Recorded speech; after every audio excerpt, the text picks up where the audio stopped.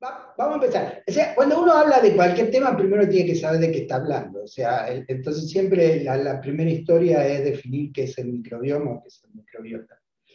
Eh, Básicamente, el microbioma es un conjunto de bacterias, así, muy simple. Que si uno toma lo que es el conjunto de bacterias que está en el intestino, será el microbioma intestinal, y si toma el grupo de bacterias que está en la piel, será el microbioma de la piel. En todos lados tenemos bacterias en mayor o menor medida. Pero ¿por qué son importantes las bacterias del intestino? Y básicamente porque hoy hay una gran demostración, o una demostración importante, de que en la esclerosis múltiple, como en otras enfermedades de autoagresión del organismo, enfermedades que llamamos autoinmunes, lo que sucede es que los glóbulos blancos, que normalmente nos protegen de una gripe, de una hepatitis, de cualquier otra infección, por alguna razón se confunden y atacan al propio organismo. Cuando los glóbulos blancos comienzan a desarrollarse, lo primero que hacen es un programa de educación presencial siempre en el timo, que es una glándula que está aquí en el cuello y que después de la adolescencia paulatinamente se va atrofiando.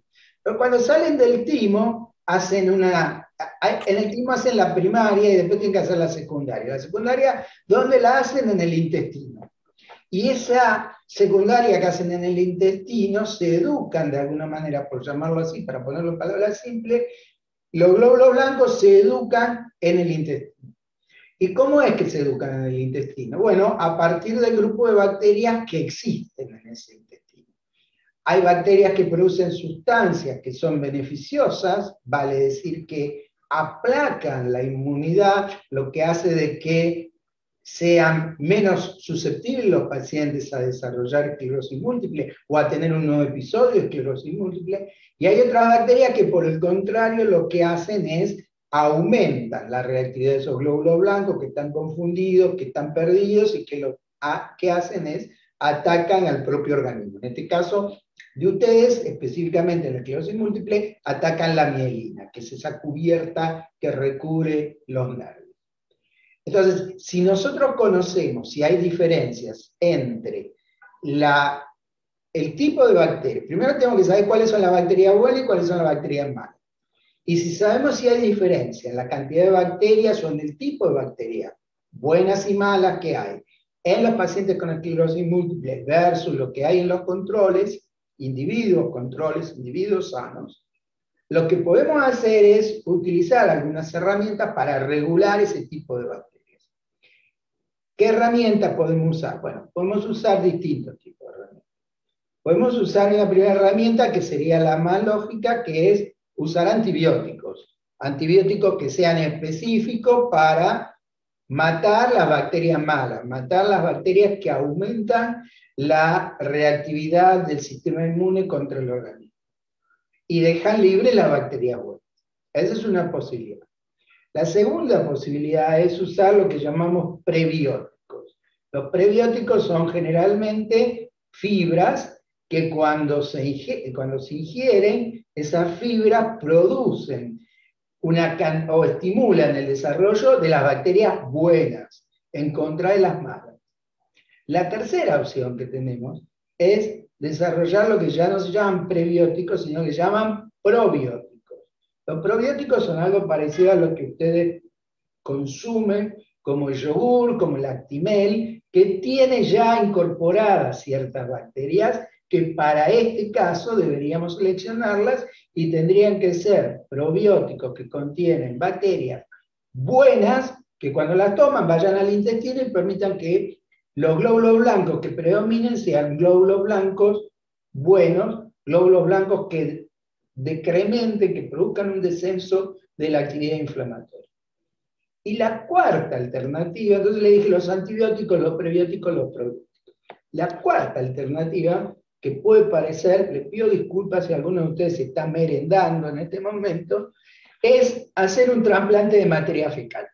Y esto que puede parecer algo bastante irrisorio, ya se probó en algunas circunstancias, se probó en algunas enfermedades infecciosas que eran resistentes a todos los antibióticos, y entonces lo que se hizo Esas enfermedades infecciosas se producían en el intestino. Entonces lo que se hizo a los pacientes que tenían esas infecciones, que eran resistentes a todos los antibióticos, se le trasplantó materia fecal, se le hizo un enema de materia fecal de un individuo sano. Y con eso se logró controlar ese tipo de infección que hasta ese momento había sido resistente a todos los antibióticos. Entonces se dijo, bueno, vamos a probar qué pasa en otros pacientes que tengan enfermedad parecida a la esclerosis múltiple, pero en el intestino. Eso hay dos enfermedades. Una se llama enfermedad de Crohn, la otra se llama colitis ulcerosa. Eso hace que se haya probado hacer el mismo sistema, trasplantar materia fecal de individuos sanos en el intestino de estos pacientes que tenían una enfermedad del intestino, y de esa forma tratar de que se desarrollen más bacterias buenas en contra de las malas. Y fue aceptablemente exitoso. Ahora bien, en los pacientes que tienen problemas inflamatorios en el intestino, es lógico hacerle una colonoscopía, que es un estudio que se hace para estudiar el intestino. Algunos de ustedes seguramente lo han hecho, muchas veces se hace como método de control para aquellos que tienen sobre todo antecedentes de cáncer de colon en la familia, se recomienda hacerlo, y en cualquier persona que tenga más de 60 años se recomienda que se haga una colonoscopía periódica. Y en ese caso es lógico hacer una colonoscopia. Ahora es muy difícil pensar que en un paciente con esclerosis múltiple lo vayamos a someter a una colonoscopia para inyectarle materia fecal o bacterias cuando no tiene ninguna enfermedad en el intestino. Entonces lo que se ha hecho, lo que se ha probado es hacer enemas. Enemas también que contienen o materia fecal o bacterias que son buenas y que sabemos que producen sustancias que son protectoras, digamos, para la enfermedad. Cada una de esas bacterias produce distintos tipos de sustancias, y esas sustancias que producen son las que hacen que los glóbulos blancos sean menos agresivos y no tan agresivos. Entonces, esto es en general el panorama que les quiero o que les quería contar. Lo que quiero ahora es que empecemos a conversar y que ustedes, si tienen dudas, seguramente hay un montón, ya hay un montón por ahí, que las pregunten, que las vayan preguntando. No sé, Susana, si querés que las vayamos leyendo del chat o preferís que las hagan ellos espontáneamente. Leemos las que ya fueron poniendo en el chat y, Bueno. y el que no pueda o tenga inconveniente para escribir en el chat, levanta la mano y le vamos con el iconito que está en reacciones y le vamos dando la palabra, así llevamos un orden. Okay. Bueno, primero, bueno, le damos la bienvenida a este nuevo mundo de la esclerosis múltiple a Ale Castillo de Catamarca, porque dice que, bueno, que nos saluda a todos, pero es nueva en este mundo, así que, bueno, va a empezar a conocer lo que es la esclerosis múltiple y, bueno, como verás, hay muchos pacientes que no está sola, por eso. Sandra nos pregunta, para que el secundario sea exitoso, ¿el intestino tiene que estar sano? ¿Hay que educar en cómo tenerlo sano, especialmente a los papás o al mundo adulto para que cuidemos a nuestros niños? No Sí, sé, Sandra, si vos uno tiene que pretender querés. tener un intestino sano. Lo que pasa es que a veces uno es lo que quiere y a veces otra cosa es lo que sucede. Nadie quiere tener esclerosis múltiple. Entonces, no es que uno tiene esclerosis múltiple porque tiene un intestino que no es sano. Tiene esclerosis múltiple por algunos motivos que no conocemos claramente, porque esos glóbulos blancos se confunden. Ahora, obviamente, si partimos de tener un intestino sano, vamos a tener menos chances. Pero es una cuestión de posibilidades, no de que necesariamente si tenemos un intestino sano vayamos a evitar tener esclerosis múltiple o alguna otra enfermedad autoinmune. De vuelta, esto es aplicable a todas las enfermedades autoinmunes y a un montón de otras enfermedades. Hoy vamos a hablar específicamente de la esclerosis múltiple, que es lo que a nosotros nos interesa, pero también es aplicable para otras enfermedades autoinmunes que a veces son más tan severa como la esclerosis múltiple. Obviamente hay algunas enfermedades como los que tienen hipotiroidismo o problema de la glándula tiroides, que también es una enfermedad autoinmune que se puede resolver mucho más fácil. No necesitamos llegar a esta instancia. Pero para enfermedades graves, como le dije, el Crohn, la colitis ulcerosa, el lupus, que son todas enfermedades autoinmunes graves, ahí a lo mejor esto puede ser a futuro una alternativa. Y digo a futuro porque lo que hay algunos estudios que se están desarrollando recién en este momento con un número limitado de pacientes. Acá nos hicieron llegar hoy una consulta por mail que dice, ¿es bueno consumir kéfir de agua? Entre paréntesis, Scooby, kombucha, Tíbidos, tiene varios nombres. Y si tiene buenos resultados en la leucopenia. Bueno, a ver, no sé si voy a hablar exactamente de lo lo que pregunta. Kombucha, mencionaron kombucha, ¿no?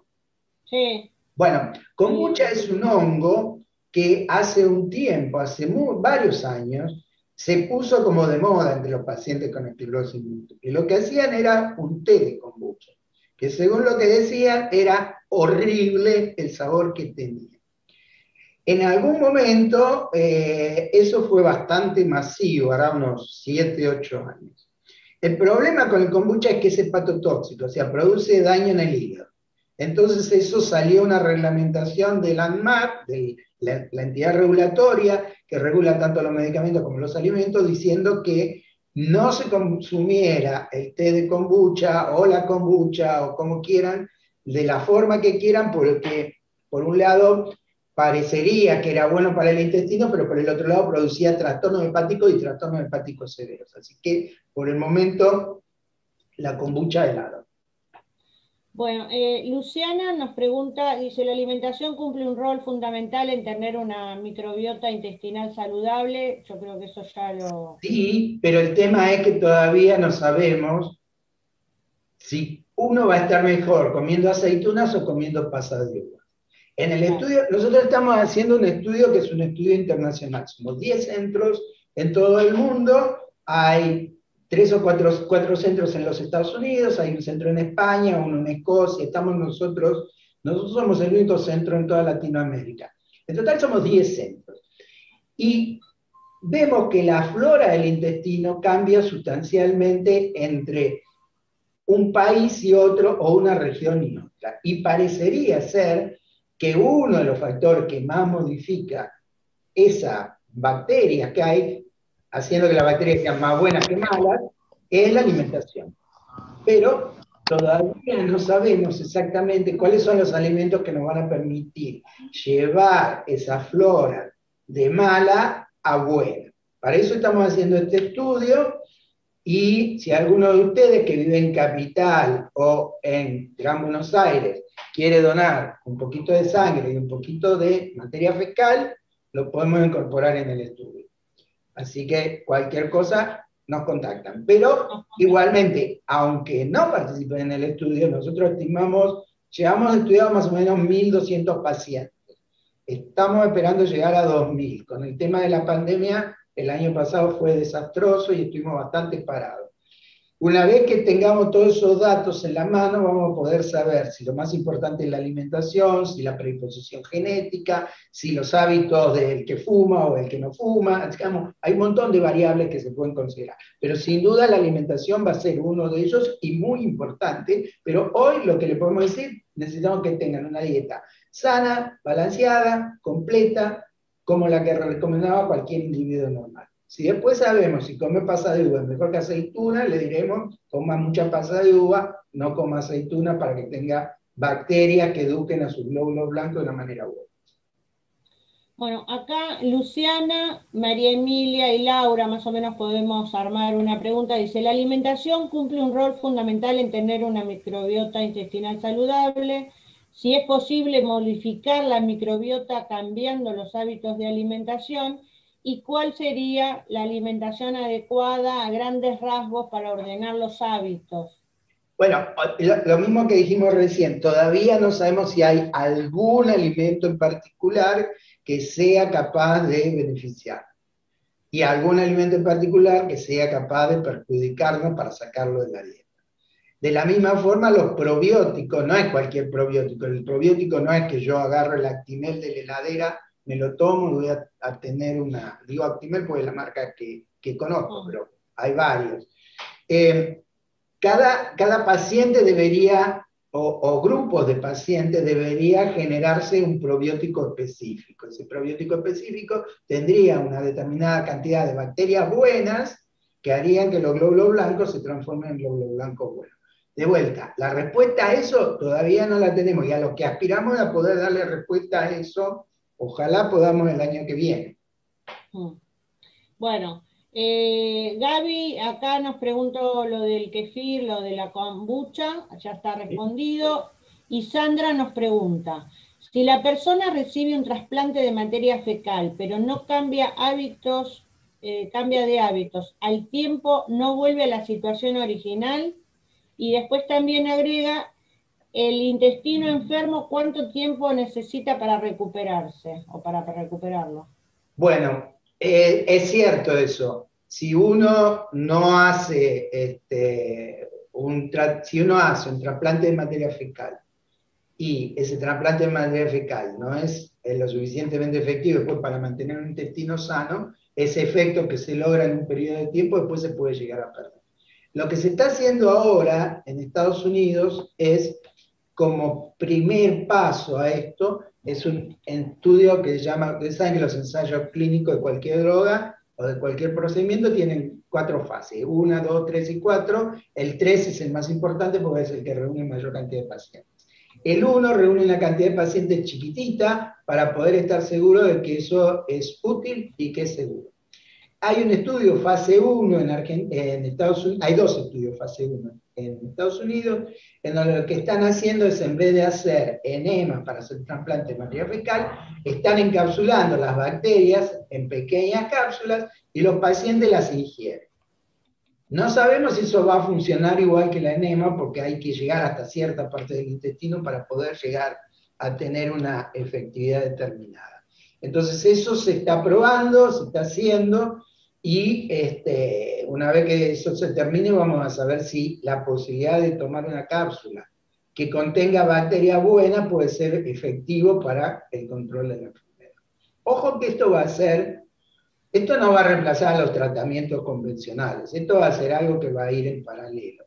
Ojalá en algún momento podamos tener cosas que sean, o que potencien los tratamientos convencionales, o que en algún momento los reemplacen. Por el momento se piensa que esto va a ser en paralelo a los tratamientos convencionales. Por eso necesitamos juntar tantos pacientes. Como los pacientes reciben tanta diversidad de tratamientos, para poder compararlos, se necesitan grupos grandes de cada uno. Entonces se tiene que juntar una cantidad importante de pacientes. Bueno, Laura y Paola también son nuevas en el tema de esclerosis múltiple. Ahí yo dejé en el chat, dejé los datos de contacto de Alcen para que, bueno, estemos comunicados.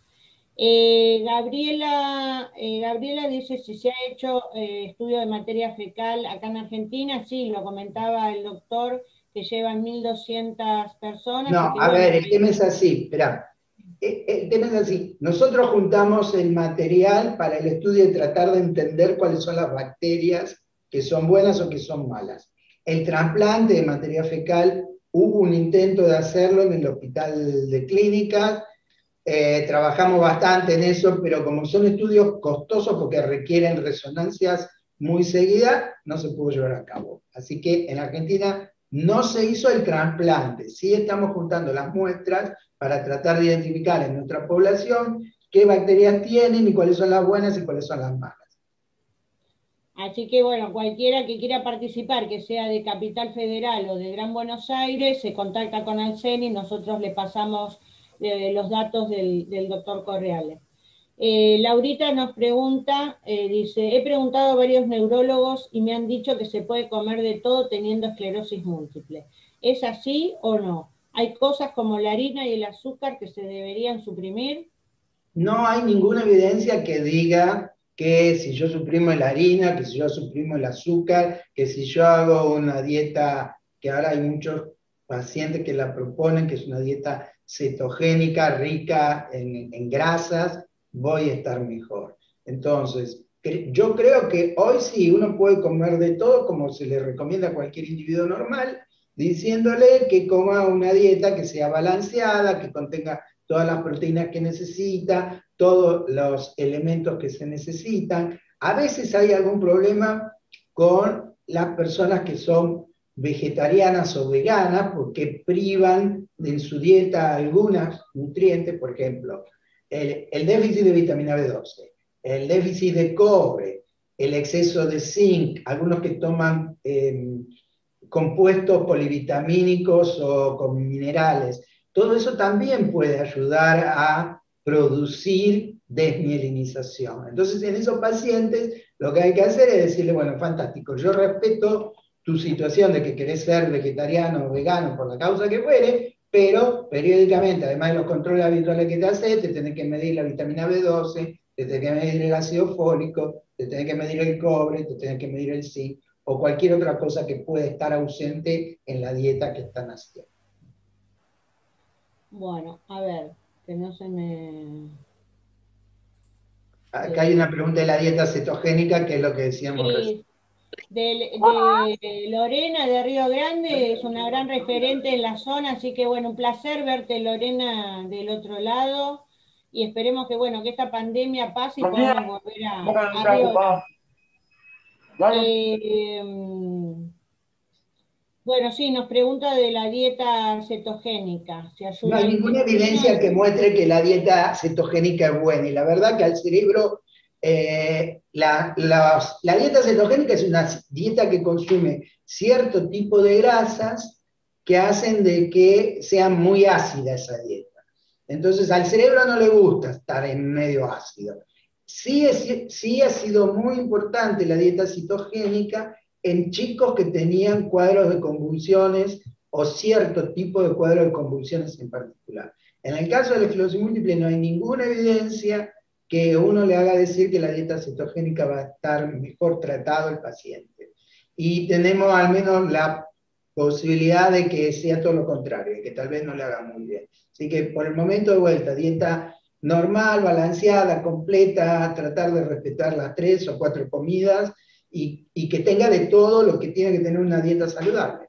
Nada más que eso, por el momento. Bueno, Romina nos pregunta sobre el consumo de kefir en agua, ya lo respondió el doctor. Micaela dice, es un tema muy interesante para mí y no encontré muchos profesionales que me acompañen en esta búsqueda. ¿A quién debería recurrir? ¿Nutricionistas? Sí, yo creo que ir con un nutricionista sería la situación ideal. Nosotros en nuestro grupo de trabajo incorporamos un nutricionista, que no solamente la va a ayudar a mantener una dieta adecuada para su enfermedad, sino también para prevenir otro tipo de enfermedades, o sea, para que no le sube el colesterol, no le sube el azúcar, que también son factores que no solamente van a impactar sobre su esclerosis múltiple, sino que con el correr de los años pueden aumentar el riesgo de que tengan patologías vasculares, cardíacas, cerebrales, intestinales, las que fuera. Así que un nutricionista sería una buena opción, alguien que quiere regularizar su dieta. Lourdes dice que a esta altura de la enfermedad, dice que tiene varios problemas de inflamación y no logra movilizar si no es con laxantes. Si bien uso laxantes los más naturales posibles, como Lactulon y Cirelax, ¿cuál sería una sugerencia a seguir? Bueno, la constipación, que no tiene que ver con esto demasiado, pero está relacionada, es un síntoma característico de la esclerosis múltiple. De la misma forma que hay algunos pacientes que tienen incontinencia urinaria, hay muchos otros pacientes que están constipados. Y entonces la historia es, primero, descartar de que no haya ninguna otra enfermedad que predisponga a la constipación. Porque puede ser que uno esté constipado por la esclerosis múltiple o porque tenga alguna otra enfermedad asociada. Y el tema es buscar cuál es el mejor laxante que uno puede utilizar. A veces nosotros empezamos recomendándole que tomen 2 cucharadas de vaselina o que tomen aceite de lino, que lo pueden comprar en las dietéticas. Tiene un gusto horrible, pero si lo mezclan con la ensalada puede ser tolerable. Y bueno, y si con eso no funciona, obviamente hay que ir subiendo un poquito en la escala y el tema del lactulón o el tema de algún otro laxante que no sea demasiado potente para que no nos vayamos del otro lado, sería lo más adecuado. Además, Bien. ahí, en esos casos, que la dieta tiene que ser rica en fibras, o sea, tienen que sumar la mayor cantidad de fibras posible a la dieta, ¿no? Bueno, a ver, me estaban pidiendo que hay 2 pacientes que quieren participar, así que pasé los datos del servicio con el número de Bueno, teléfono y el interno, doctor, bárbaro, para gracias. que llamen. A ver, Eugenia ya participó. Eugenia ya participó. Muy bien, Eugenia, muy bien. Bueno, tengo entendido que se necesita vivir con conviviente con misma alimentación para participar, ¿no? Nos Hay pregunta algunos María Emilia. pacientes, hay algunos pacientes que se pueden incluir. Lo más aconsejable sería que haya un conviviente no genéticamente relacionado. Quiere decir, no puede ser ni el padre, ni el hermano, tiene que ser el marido, la pareja, esposo, esposa, amigo que viva. No necesariamente tienen que tener la misma dieta, todo lo contrario, si tienen dietas diferentes no nos importa. Lo que nos importa es que no tengan el mismo patrón genético y que estén en el mismo ambiente para tratar de que la cantidad de factores ambientales sea tenga la menor variabilidad posible. Pero hay algunos pacientes que podrían llegar a participar sin tener un conviviente bajo ciertas medicaciones que reciben. Por eso lo mejor es que nos contacten y que nosotros les contemos o le hagamos un par de preguntas y en base a eso podamos responderles si pueden participar o no. Tal vez lo más importante es que tengan en cuenta que tienen que vivir en Capital o en el Gran Buenos Aires. No es una cuestión discriminatoria, por favor, es una cuestión de que como tienen que juntar 2 muestras de material fecal y nosotros se las vamos a mandar a buscar a sus casas, le vamos a dar un kit súper higiénico para que junten la materia fecal y le vamos a mandar una mensajería a buscar a las casas. Si viven en La Pampa, mandar una mensajería hasta La Pampa no nos da el presupuesto, pero Capital y Gran Buenos Aires todavía lo podemos afrontar. Bueno, dice, Belén nos pregunta, ¿qué relación hay entre el consumo de gluten y la microbiota intestinal? No hay todavía una relación muy clara o muy definida. No sabemos qué forma el gluten pueda afectar la microbiota intestinal. En el caso, el gluten lo que hace sí está prohibido en los pacientes que tienen enfermedad celíaca, que es otra enfermedad autoinmune también, pero que afecta el intestino.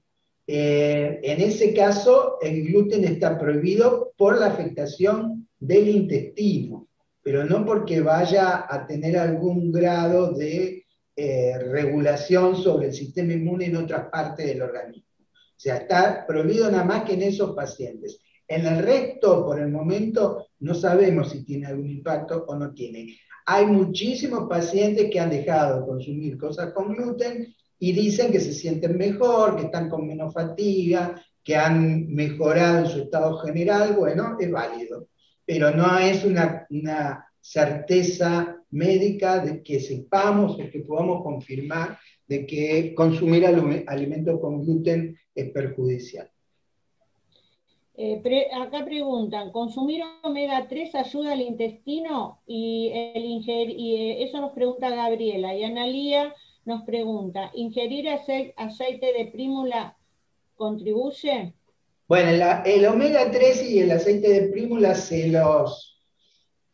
siempre se los tomó como algo que podían ayudar, como son grasas que están presentes en la mielina, se pensó que podían ayudar a remielinizar la mielina perdida. La verdad que no tienen ningún impacto sobre la regeneración de la mielina, no tienen impacto sobre el intestino en sí, al menos lo que sabemos hasta ahora. Así que no tienen ninguna injerencia sobre el tracto intestinal y no tienen ninguna injerencia el que la tome pensando que va a regenerar la mielina con omega 3 o con aceite de prímula, no, lamentablemente, ojalá pudiéramos hacerlo tan fácil, no le va a dar mucho resultado en ese sentido. Bueno, acá Sandra le dice a la persona que estaba con constipación si el cloruro, o lo pregunta, si el cloruro de magnesio para la constipación. No tenemos experiencia, nunca usamos cloruro de magnesio. Pueden preguntarle a un gastroenterólogo si está adecuado para la esclerosis múltiple, no tiene ninguna contraindicación. Lo que no le puedo decir es qué efecto puede tener sobre la constipación. Bueno, Mariana acá también nos dice, Mariana que participó con el esposo en el estudio, Laura también participó con el esposo, bueno, María Emilia dijo que nos va a contactar, Natalia nos pregunta algo de Chivilcoy, no sé, Natalia, si te querés desmutear porque no te veo, tengo 3 pantallas. No, preguntaba si se puede participar desde Chivilcoy. Lamentablemente no te podemos mandar a buscar la materia fecal hasta Chivilcoy, Natalia. De todas Se formas, la pierden, ustedes se la pierden, qué pena. Pero el tema es así. El no participar no quiere decir que no gocen de los beneficios que pueda dar como resultado del estudio. Este es un estudio general que después nos va a permitir sacar conclusiones que van a poder ser aplicables a todos los pacientes. O sea, no es que donó, voy a saber nada más que para ese que donó la materia fecal, que es lo que mejor le resulta. Esas conclusiones van a ser válidas para todos los pacientes. Lo que necesitamos es la colaboración de ustedes, donando algo que habitualmente descartan. Oh. Ay, te silencié. Dejar hablar.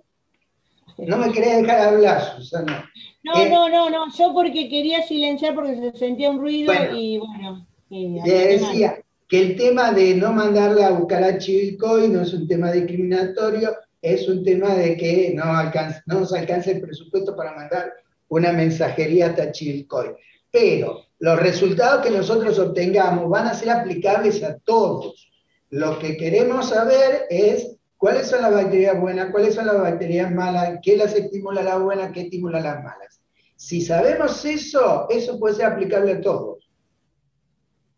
O sea, no crean que porque no participen no se van a beneficiar. Ahora, yo consulto, como son 2 muestras, ¿en cuánto tiempo tienen que presentar esas 2 muestras? Y habitualmente se pide que sean dentro de una semana. Porque bueno, si Natalia desde Chivilcoy se puede venir a quedar 15 días acá a Buenos Aires, ¿puede servir el estudio o no? Si ella quiere venir a participar, sí, pero a lo que voy yo me parece que hacerla incurrir en un gasto de venirse hasta Buenos Aires, estar en un hotel 15 días o 10 días, a nosotros nos sirve, pero me parece que a los fines prácticos nosotros después podemos usar los datos que vayamos a tener de todos nuestros pacientes para aplicarlos al resto, donen o no donen materia fecal. Sí.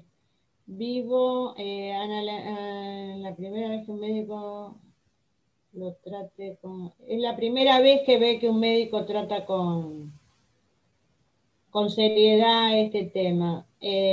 Bueno, Natalia desde Chivilcoy, son 160 kilómetros. Pobre moto, no sé si llega.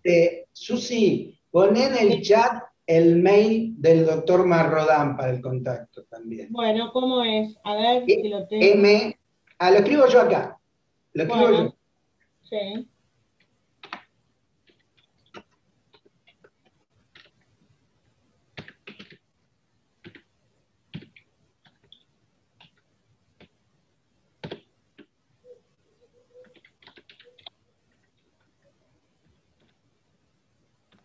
Esto es más fácil, porque si quieren llamar por teléfono a Fleni, hay horas en que está la línea total y absolutamente colapsada.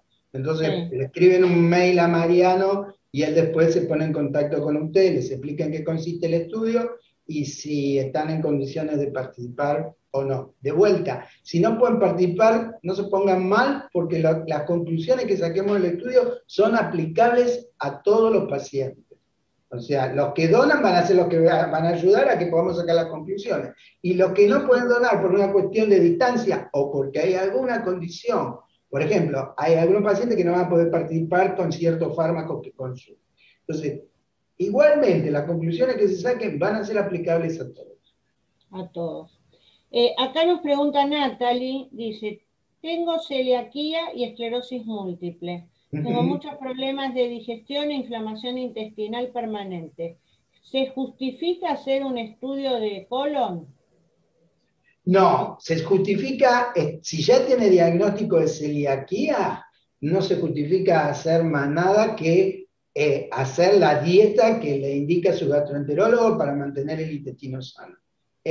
Por otra parte, en general la celiaquía se estudia o bien con los anticuerpos en sangre o bien haciendo un estudio del intestino tomando una biopsia. Seguramente si ya tiene diagnóstico, ya la han estudiado de alguna de esas dos maneras o de las dos maneras y al momento actual no se justifica hacer más nada, más allá de esperar cuando sepamos si, de vuelta, si comer aceituna pasa de uva, cuál es.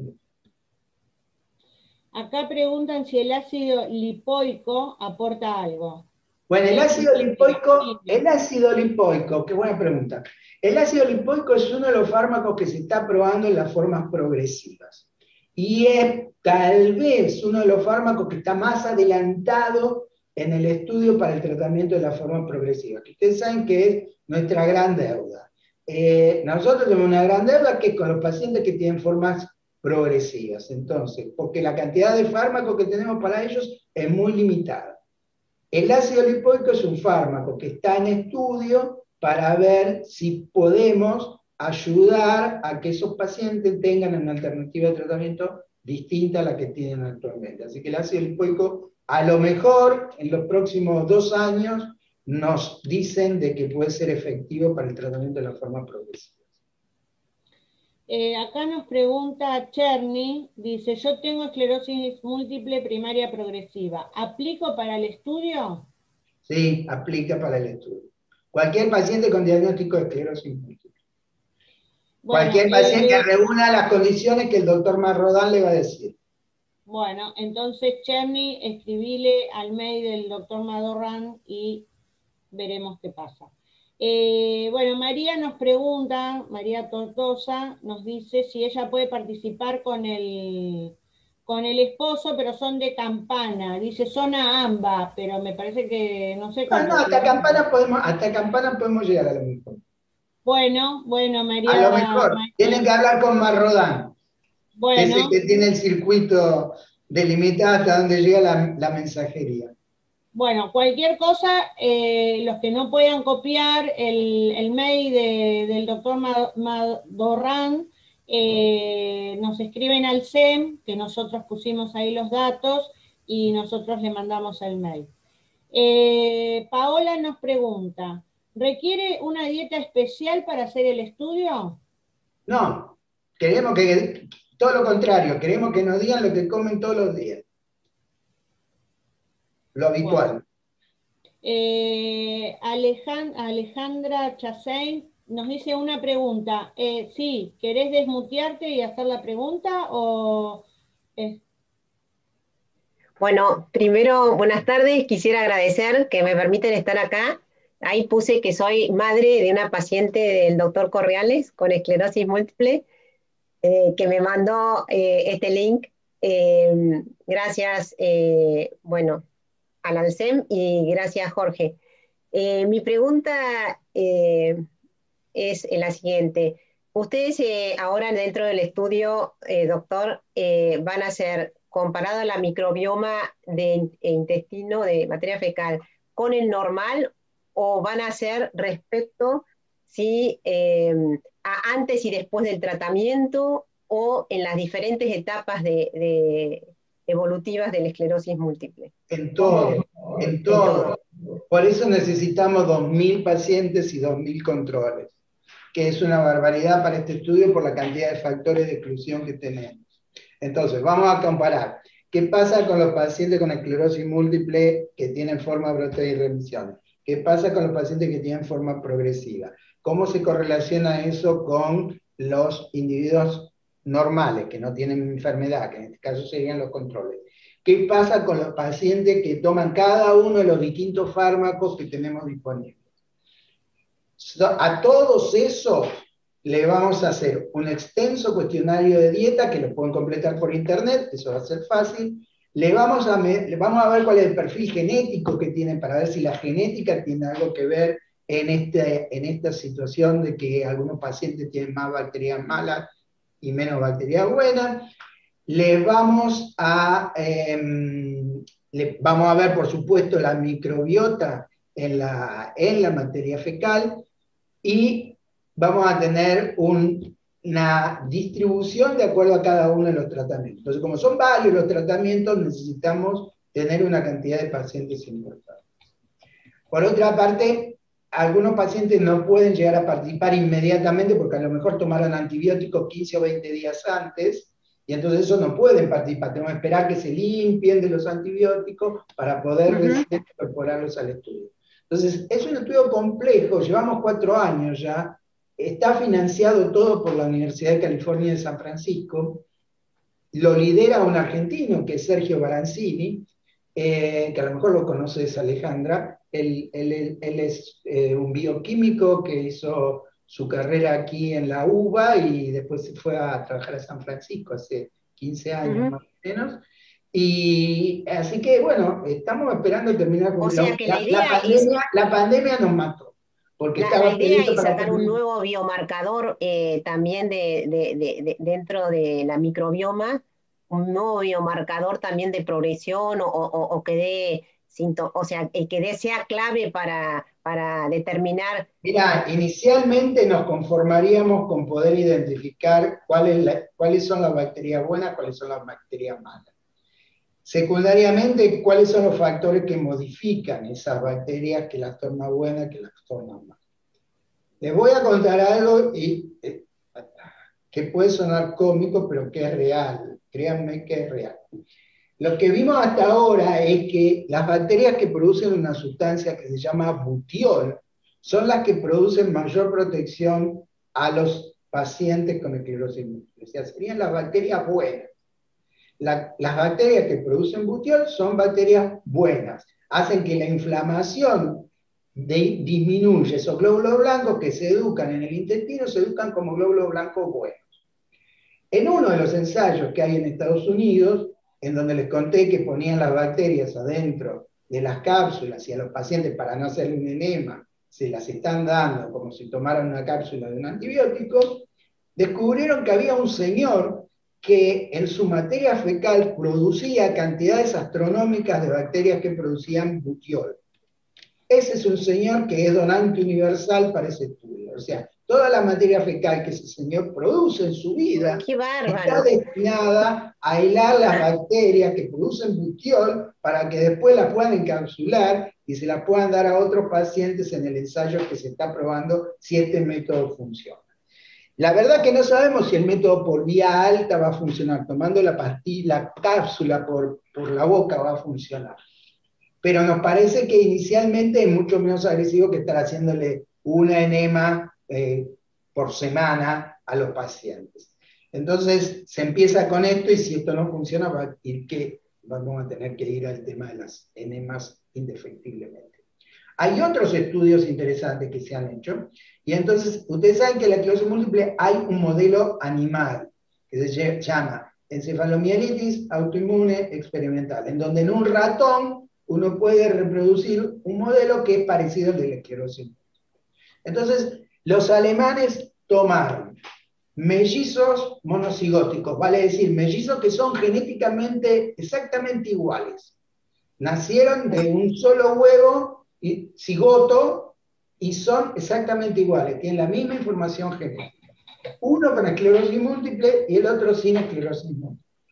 Y entonces el animal tienen unos animales que tienen el intestino totalmente limpio, los mantienen en un ambiente totalmente estéril.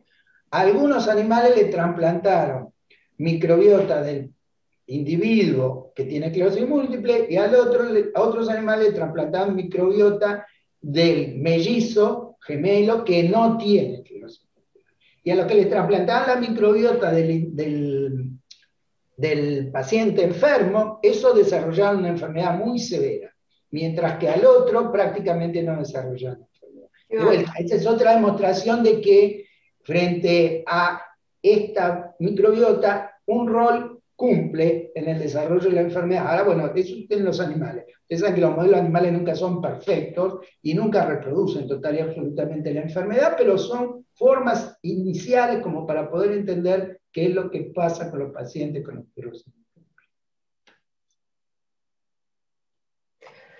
Muchas gracias. No, de nada, Alejandra. Susi. Estoy muteada, ahí está. Bueno, dice... Romina quiere hacer participar a la gatita, pero bueno, está bien. Bueno, me hizo reír. Bueno, así que bueno, va a participar si está dentro de lo que le diga el doctor Marrodán. Dice, hice tratamiento con nutricionista, incorporó girasol, lino, dice, ¿esto sirve para mejorar la parte intestinal? Muy probablemente sirva para mejorar el tránsito intestinal, sobre todo para los que están constipados. Puede ser que les sirva para eso. No sabemos si le va a servir para mejorar su flora intestinal, pero sí le puede llegar a servir para mejorar el tránsito intestinal. Bueno, acá, bueno, Gisela vive lejos, le gustaría participar, es de Río Gallegos. No llegamos a Río bueno, Gallegos, no llegamos. No llegamos y como dijo el doctor, todos los que puedan sumarse, que vivan en Capital y Gran Buenos Aires, los resultados van a ser para todos. Dice Nivia, dice que le hicieron un estudio en sangre que dio alta la cándida. ¿Qué tan importante es y cómo mejorarlo? Bueno, la cándida es una infección, es un hongo. Entonces, evidentemente, si tiene una cándida en sangre, tiene que tener un tratamiento con un infectólogo agresivo, porque es un bicho malo. Es un hongo que puede producir problemas serios. Entonces, sí o sí, consulta con su clínico, con el infectólogo inmediata para ver cuál es el tratamiento que va a tener que recibir por esa cándida. Tener una cándida en sangre no es absolutamente nada bueno. No es para alarmarla, sino para alertarla. Bueno, Rafael nos pregunta o sea, los datos para participar, ya los tenemos en el chat, incluso Romina, que está participando, también le ha pasado el mail. Cecilia, que nos saluda desde Uruguay. Y Cecilia nos pregunta, ¿existe la posibilidad de que se unan con médicos uruguayos para que ahí se haga también el estudio? No, por el momento no, porque tampoco depende de nosotros, depende de que la gente en California tenga, porque todo esto tiene un costo elevado, no solamente en la recolección de las muestras, sino en el envío de las muestras.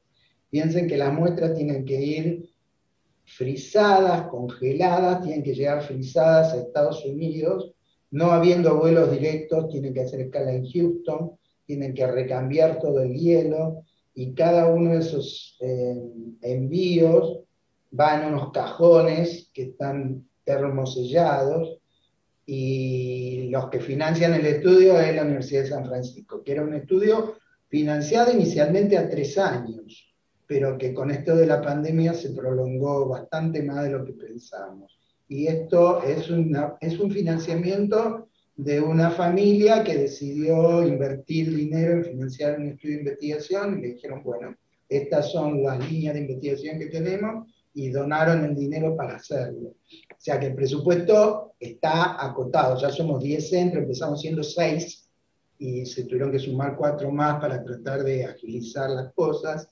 En Estados Unidos es todo mucho más fácil porque ponen la muestra de materia fecal, no se ríen por lo que les voy a contar, ponen la muestra de materia fecal en Federal Express, la ponen en el buzón y a la mañana siguiente está en el laboratorio en San Francisco. Bueno, son cosas de otros... Del primer mundo. De otros lugares. Acá Rafael nos pregunta, que dice que la hija tiene 20 años y fue de... ¿Se cortó? Se me cayó el micrófono, a ver. ¿Me escucha? Te escuchamos entrecortada, pero no te vemos, Susana. Ahí, ahora estoy. Ahora sí. No, se me cayó el parlante. Ah. Bueno, no sé si puede participar la hija con 20 años. Son de Sí, Cava ellos. que le escriba a Marrodán le va a hacer un par de preguntas y si califica puede participar. Bueno. Ella, bueno, Fátima, ella quiere participar, pero es de San Luis. En San Luis iremos a visitarlos, pero No. Eugenia, un placer escuchar al doctor. Jennifer nos dice, más allá de la dieta lo más variada y sana posible, ¿qué consejos se pueden implementar para mejorar la microbiota? Tomar yogur, kefir. Bueno, el kefir, si lo toman con kefir, por lo que yo entendí, era algo parecido a kombucha. Por el momento no hay ninguna indicación. Yogur, bueno, se puede tomar yogur, pero digamos, todavía no le podemos decir. Yo entiendo la ansiedad de tratar de usar otros métodos más allá de lo que están usando, pero lamentablemente todavía no le podemos decir qué es lo mejor para comer y que pueda ayudar a que tengan una microbiota que eduque bien a sus glóbulos blancos para que no se confundan. Y esa es la pregunta del millón que tenemos que responder. Primero, como le decía Alejandra, ¿cuáles son las bacterias? Y después, segundo, saber cuáles son las condiciones que nos va a permitir hacer que se desarrollen más esas bacterias buenas que las bacterias malas. Bueno, no veo más preguntas en el chat, no sé si alguien quiere hacer alguna pregunta, se desmutea, nos dice el nombre, y si no, vamos... En primer lugar, el tema es el desarrollo de una vacuna para esclerosis múltiple. Hace muchos años que se viene tratando de encontrar una vacuna no solamente para la esclerosis múltiple, sino para un montón de otras enfermedades que, como les dije, son también autoinmunes, vale decir, por autoagresión del organismo. Hay confusión, o hubo confusión, en cómo se transmitió la información. La realidad es la siguiente: la metodología que usan algunas vacunas, concretamente la vacuna de Pfizer y la vacuna de Moderna, que todavía no las tenemos en el país, que son las que se usan en Estados Unidos, tienen una forma de preparación y de envío de la información para generar los anticuerpos muy especial y bastante más sofisticada de lo Entonces lo que se está viendo es si ese mismo método se puede utilizar para desarrollar una vacuna contra la esclerosis múltiple. ¿Qué ventajas y qué desventajas y quién le podría servir y a quién no le podría servir?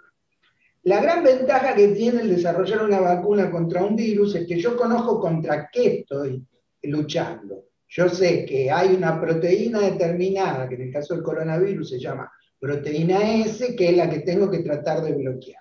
Entonces, lo que se hace con este método es se le da al individuo la información para que genere anticuerpos que bloqueen la proteína S.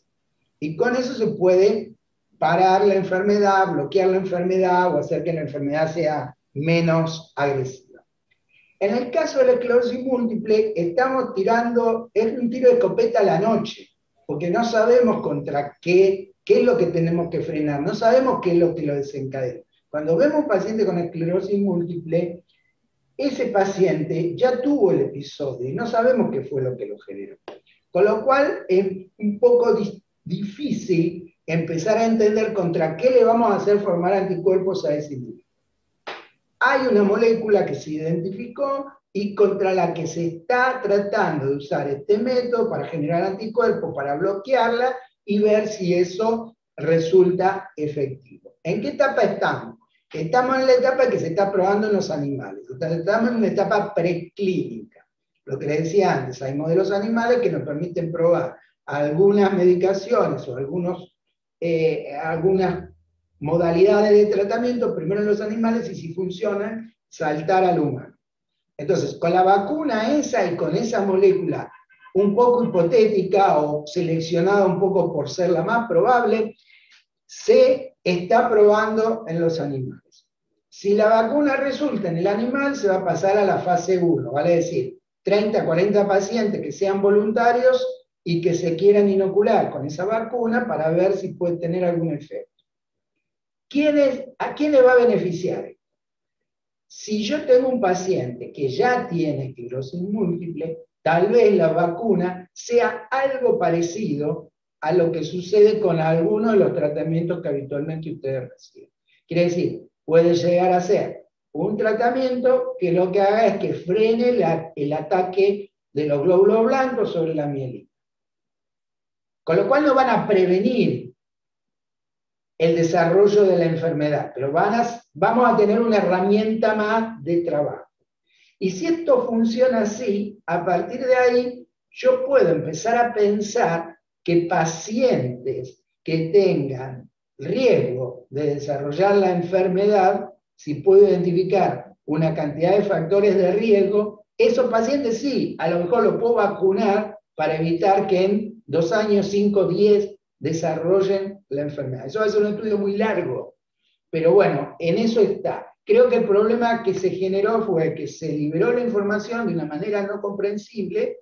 No sé si yo lo expliqué de manera comprensible, por ahí no fui tan confuso como la información, pero la idea es que lo que se está tratando de hacer es usar la metodología de la vacuna del COVID que usa Pfizer y que usa Moderna para desarrollar una vacuna para esclerosis múltiple, con todas las limitaciones que les conté que esto tiene. ¿Está claro? No sé si fui claro. Sí, excelente y excelente noticia, me parece. Pero, paciencia, esto está en etapa lógico, preclínica. Sí, bueno, pero bueno, es un aliento. Yo hace 36 años que estoy en esto cuando no había absolutamente nada, y bueno, y tener estas noticias a uno le alegra el alma porque bueno, saben que ustedes, aunque no se ve, siguen trabajando y siguen investigando, y por eso nosotros a veces cuando hacemos encuestas o trabajos de investigación les pedimos la colaboración a todos los pacientes para que completen esos datos, porque es muy importante el trabajo que ustedes como profesionales hacen. No sé si, ahora sí, a ver qué más me quedó acá. Muchas gracias por todos, excelente, gracias doctor. Gracias. Otro tema, Susana. Además, de todas formas, la vacuna va a tardar, pero hay cosas nuevas en curso. O sea, hay que ser optimista. No hay que ser exitista, pero sí hay que ser optimista. Sí. Hay cosas en curso, hay cosas que están más cerca, otras cosas que están más lejos. Hay al menos 3 moléculas.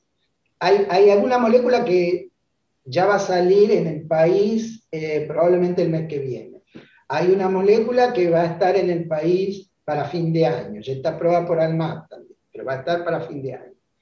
Hay 3 moléculas que se están estudiando que son orales, son pastillas, y que probablemente lleguen al cerebro, lo cual es un problema que a veces tenemos con algunas medicaciones, que no llegan al cerebro.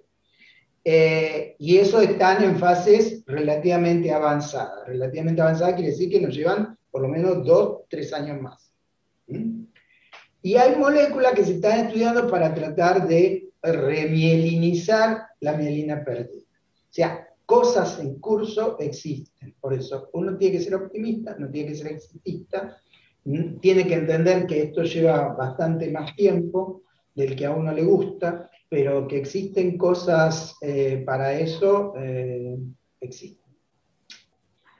Bueno, y creo que es la última, hay algo de los probióticos y la vacuna. Bueno, lo de la vacuna ya lo habló, quedaría lo de los probióticos. Bueno, los probióticos todavía, para fabricar un probiótico tenemos que saber cuáles son las bacterias malas, porque le tenemos que mandar una bacteria buena que la contrarreste. Entonces, todavía no podemos fabricar un probiótico adecuado. Los probióticos se pueden generar de manera bastante específica cuando conozcamos cuáles son las bacterias malas. De hecho, algunos probióticos ya se están ensayando en Estados Unidos, en Boston. Bueno, ¿dónde se puede para no caer en Google? Laurita nos dice. La verdad que no hay un lugar, muchas de estas cosas son chimentos que yo les cuento, que no están, por suerte no están en el Doctor Who. Bueno, bueno, Paola, gracias, muchísimas gracias. ¿La enterogermina ayudaría? Pregunta Paula.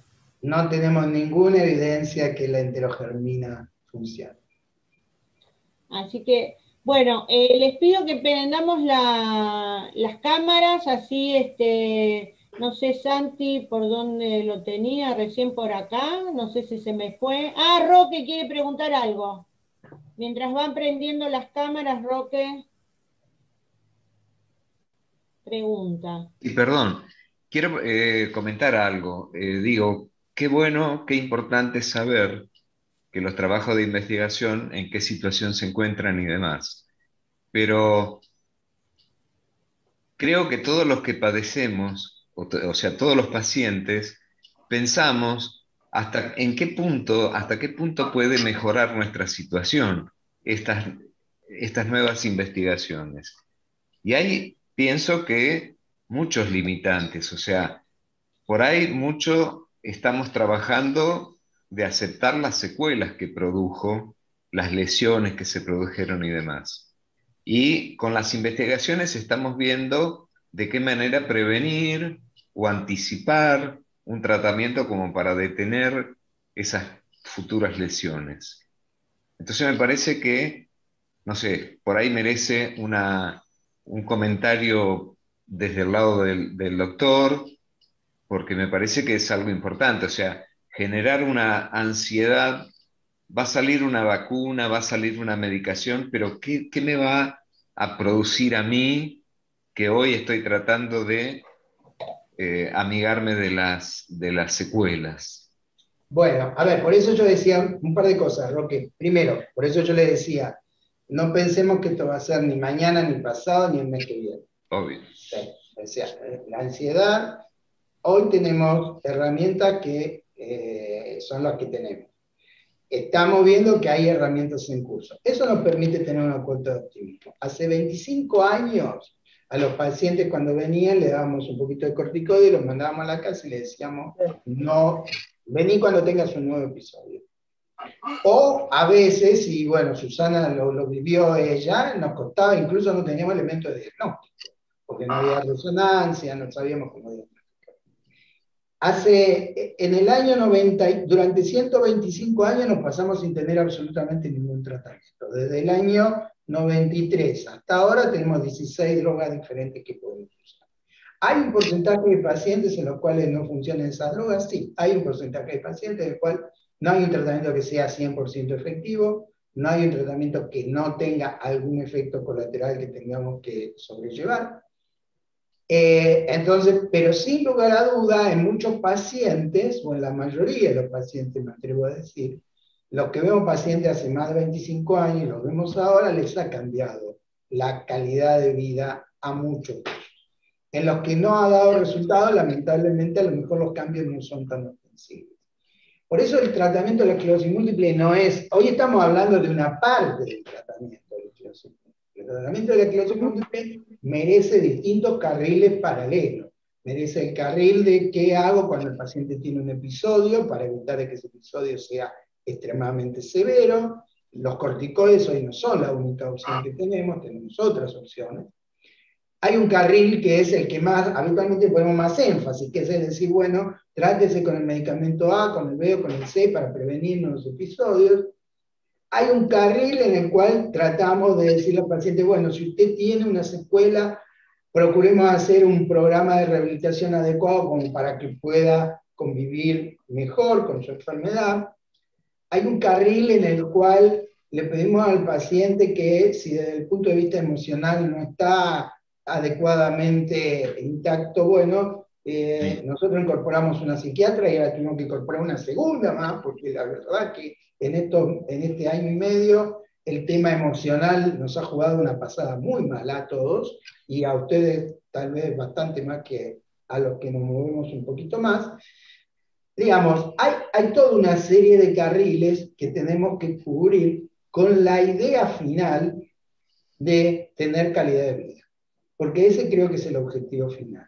evitar la discapacidad y tener calidad de vida. Hay muchos pacientes que tienen algún grado de discapacidad, pero que tienen una excelente calidad de vida, porque se han amigado con su enfermedad, porque han aprendido a convivir con ella, y todo lo contrario también sucede. Hay muchos pacientes que no tienen ningún tipo de secuela, pero tienen una calidad de vida horrible, porque se la pasan todo el día pensando en su enfermedad, están encerrados con su enfermedad, no hacen nada por salir de eso, y además, esta es una enfermedad no del paciente, sino del entorno. O sea, es una enfermedad que afecta al entorno del paciente, a los padres, a las madres, a los tíos, a los amigos, a todo el mundo. Entonces, el manejo de la esclerosis múltiple no se puede limitar a decir, tome una pastillita una vez por día.